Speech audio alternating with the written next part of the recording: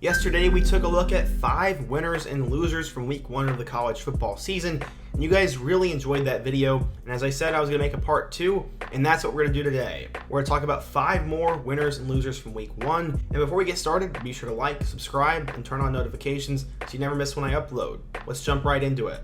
It is no secret that Sam Pittman has turned Arkansas from the worst team in the SEC West into a contender in just over 2 years. Pittman has done a spectacular job. The Razorbacks have had a ton of hype going into this year, and they are ranked as the number 19 team in the country. They'd have an immediate test as they'd play against number 23 Cincinnati in week 1, and they're a major winner in week 1.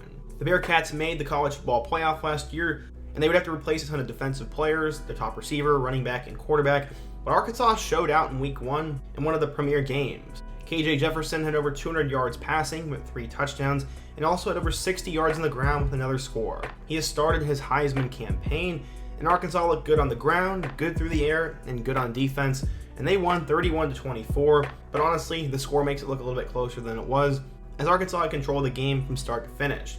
They're a huge winner. Our first loser of the video is Georgia Tech football. Jeff Collins was brought in 2019 to recruit and change the Jackets from a triple option to a pro-style offense. Unfortunately, it hasn't worked out, as Collins has lost a lot of games, has not recruited well, and has pretty much lost the support of his boosters and fan base. He's in win-or-go-home mode now, and he might have the hottest seat of any coach in college football. It was no easy matchup in week 1, as they'd have to take on Clemson last night, and for a little while, Georgia Tech actually looked pretty good. Jeff Sims looked a lot better than he did last year, as he combined for 200 total yards with a touchdown, but the best part was the defense was shutting down Clemson. Maybe that was the DJ Uiagalelei effect, or maybe Georgia Tech got better, but either way, they ended up blowing it. After they kept the game close midway through the third quarter, the defense began to run out of steam and the offense stalled, and they ended up getting blown out 41-10. I'm not saying Georgia Tech had any real shot of winning the game, but Collins could have changed the image of the program and bought himself some more time if he won that game. Georgia Tech is a big loser, and things don't get any easier for them coming up. Is there any player in the Big Ten who gets more hate than Sean Clifford? I'd argue he is the most disrespected player in the entire Big Ten, as in 2020 he was getting death threats, and in last year everyone was begging for him to be benched. I'm not saying Clifford's a superstar by any means, but pretty much everyone is seemingly rooting against him, and that is why he is a winner. In week 1, he went on the road to a tough Purdue team and had one of his best career performances. I was personally at that game, and there were many moments where Clifford was not great, but if you look at the stat column and the pressure he was under, he performed. In their win over the Boilermakers, he went 20 of 37 for 282 yards and 4 touchdowns with only 1 interception. He also ran for a touchdown and led the Nittany Lions on an eventual game-winning drive to start out 1-0. Clifford had 5 total touchdowns and hopefully is starting to change the narrative around his name. Sean is a big winner in my book. Our next loser is the Boston College Eagles. When Jeff Hafley was hired in 2020, he was expected to put up more points and win more games. The Eagles have been historically a pretty boring team to watch, but Hafley was going to change the narrative, and he sort of did. The Eagles were very competitive in 2020, but last year they went back to their boring ways, but you can blame that on Djokovic being down. Going into 2022, this is probably Hafley's best team, as he is a potential first-round quarterback, a star receiver, a good running back, and a good defense. Boston College had a decent amount of hype to be a sleeper team this year, but they kind of threw it all away in week 1. They had a home game against Rutgers, and the Knights were not expected to do a whole lot this year. They ended up playing 3 different quarterbacks, none of which looked any good. Both Evan Simon and Gavin Wimsatt looked terrible, but Rutgers did enough and scored 3 touchdowns on the ground to finish with 22 points. Boston College, on the other hand, looked terrible. Phil Dracovic threw 3 touchdowns but had 2 costly interceptions. Pat Garrow averaged 1.8 yards per carry, and the defense could not stop Rutgers when it mattered most. Boston College had a lot of hype this year, and they're already behind the 8 ball, and they're a big loser from week 1. Kirby Smart has done an incredible job at Georgia. Not only does he recruit elite level talent, but he finds a way to win with the most strange players. After Georgia won a national championship and lost practically half their roster to the NFL, many were saying they were overrated this year. Others were saying that Bennett could not get the job done and that they would lose to Oregon. Who in their right mind actually thought that? I don't know. But Georgia came out and dominated this weekend against Oregon. Dominated is actually a kind word to describe what happened on Saturday. Oregon was pushed around on the offensive and defensive line, they were outcoached, and lost pretty much every single battle. Georgia won 49-3, Stetson Bennett had one of his best career games, and the defense showed that they are reloading and not rebuilding. Congrats to Georgia on a spectacular Week 1 performance, and they're a huge winner. Our next loser is Virginia Tech football. After having many great years under Frank Beamer, Justin Fuente took over in 2016 and was a mixed bag. While he got Virginia Tech to bowl games, he dropped below the standard that Hokies fans had for the program. That's why when they hired Brent Pry away from Penn State, many expected Virginia Tech to get back to their winning ways. How did they do? Well, they suffered one of the most embarrassing losses in school history this past weekend. Led by new quarterback Grant Wells from Marshall, the Hokies offense could not get going.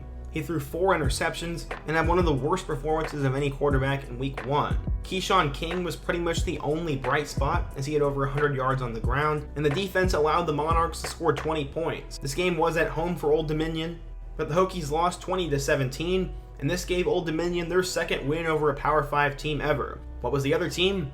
Well, it was Virginia Tech a couple years ago. This was an embarrassing loss for the Hokies, a tough start for Brent Pry, and they have a lot of question marks littered around this roster. Virginia Tech is a huge loser from Week 1. You guys remember when Syracuse football was good? I do. Back in 2018, Eric Dungy and Dino Babers were on top of the football world for a little while. They had a breakout 2018 season in which they won 10 games. Hype was unreal for them going into 2019, as many expected it to come down to them and Clemson for the ACC title. Unfortunately, the new quarterback Tommy DeVito was not very good, and the team fell off tremendously as they missed the bowl game. 2020 and 2021 were not much better, but they did find some bright spots at the end of last season. Sean Tucker probably became the most underrated running back in college football, and Mississippi State transfer quarterback Garrett Schrader started to establish himself as a guy to watch out for. Both of those guys put on a show in Week 1 against Louisville this past weekend. Schrader had 236 yards and 2 touchdowns passing, and also had 94 yards and a touchdown on the ground, and then Tucker had 100 yards and a score on the ground as well. Syracuse dominated Louisville on the ground and put the Cardinals in their place. There was a ton of hype for Louisville going into this season, but Syracuse put that to rest as they won 31-7, got a huge conference win, and now have a good amount of momentum going into this season. Dino Babers is on the hot seat, and getting a win like this does wonders for him and the program in general. Congrats, Syracuse, you were a big winner this weekend. Were expectations a little bit too high for Cincinnati going into 2022? I believe so.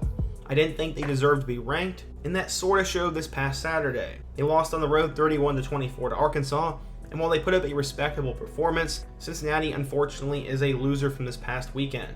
Ben Bryant took the reins at quarterback after Desmond Ridder last year, and he was alright. Maybe I've been hating on him a little bit too much, but I don't think Bryant is the answer at the quarterback position for them, and I think Evan Prater is the better player. I believe Arkansas led the entire game, and every time Cincinnati had a chance to get back in it or tie it up, they just couldn't make the plays. While they definitely aren't the biggest loser, Cincinnati losing that game on the road does not help their season or help their brand name. I'm curious to see how Cincinnati finishes the season, as they'll likely win 10 plus games, and I'm definitely rooting for them. But unfortunately, you guys are a loser from Week 1.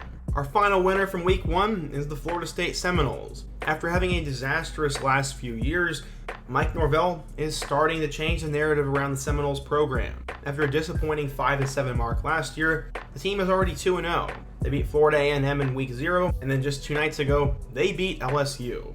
This game was a thrilling Week 1 matchup, as Florida State's defense was solid, Jordan Travis looked pretty good, and they made big plays when they needed to. Yes, they did fumble and surrendered a 99-yard touchdown drive, but they blocked 2 extra points, made Brian Kelly look like a fool, and beat up on a perennial SEC power. Florida State's now 2-0, and they are a huge winner from Week 1. I don't know what to expect from them moving forwards, but this is definitely a move in the right direction for the program. Our final loser from today's video is JT Daniels. While he didn't have a horrible performance in Week 1, I just feel bad for the dude. After he was a 5-star recruit coming out of Mater Dei High School, he went to USC. He had a decent freshman year, but then he tore his ACL the first game of his sophomore year. He lost the job to Keaton Slovis, who took over and broke records as a USC freshman. He transferred away from USC in 2020, and then got the short end of the stick while he was at Georgia.